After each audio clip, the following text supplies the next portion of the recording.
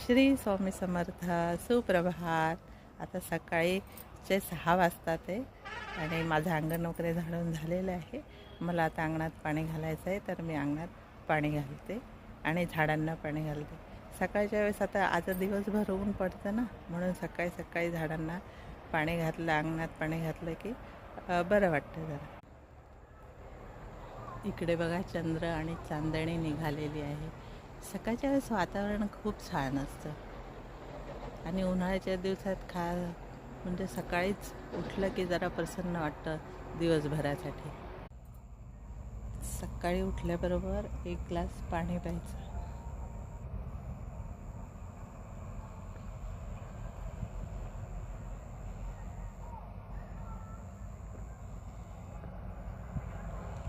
Brush करून प्यायचं.